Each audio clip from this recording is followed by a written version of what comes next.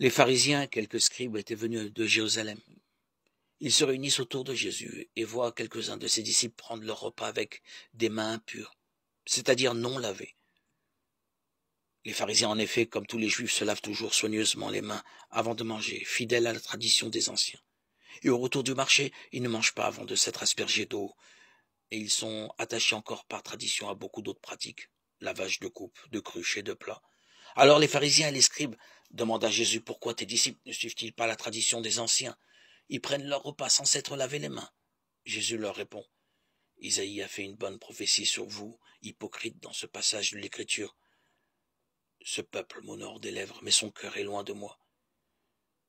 Il est inutile le culte qu'ils me rendent. Les doctrines qu'ils enseignent ne sont que des préceptes humains. Vous laissez de côté le commandement de Dieu pour vous attacher à la tradition des hommes. Matthieu 7, 1, 8. Un jour, Jésus prit à l'écart. Comme ses disciples étaient là, il les interrogea. Pour la foule, qui suis-je? Ils répondirent, Jean-Baptiste. Pour d'autres, Élie, pour d'autres, un prophète d'autrefois qui serait ressuscité. Jésus leur dit, et vous, que dites-vous? Pour vous, qui suis-je? Pierre prit la parole et répondit, le Messie de Dieu. Et Jésus leur défendit vivement de le révéler à personne, en expliquant, il faut que le Fils de l'homme souffre beaucoup, qu'il soit rejeté par les anciens, les chefs des prêtres et les scribes, qu'il soit tué et que, le troisième jour, il ressuscite.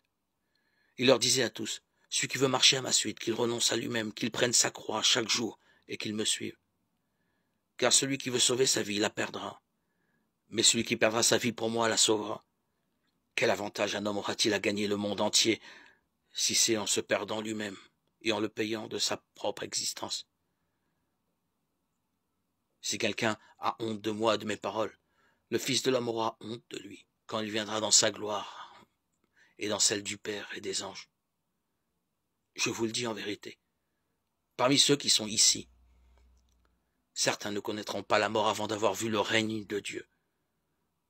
Luc 9, 18-27.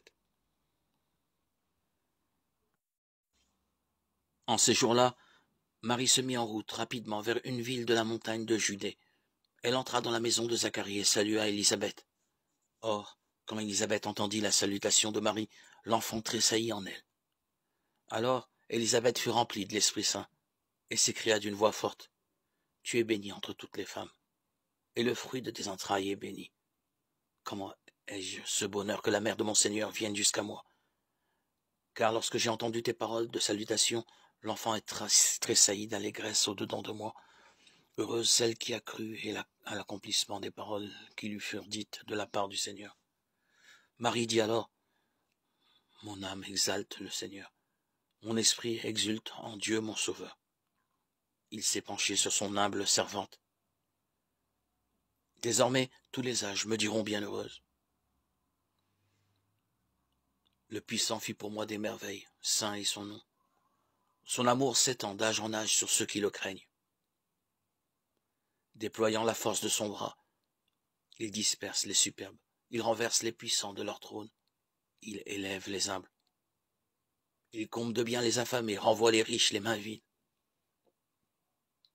Il relève Israël, son serviteur. Il se souvient de son amour, de la promesse faite à nos pères, en faveur d'Abraham et de sa race à jamais. Marie demeura avec Élisabeth environ 3 mois, puis elle s'en retourna chez elle. Luc 1, 39, 56.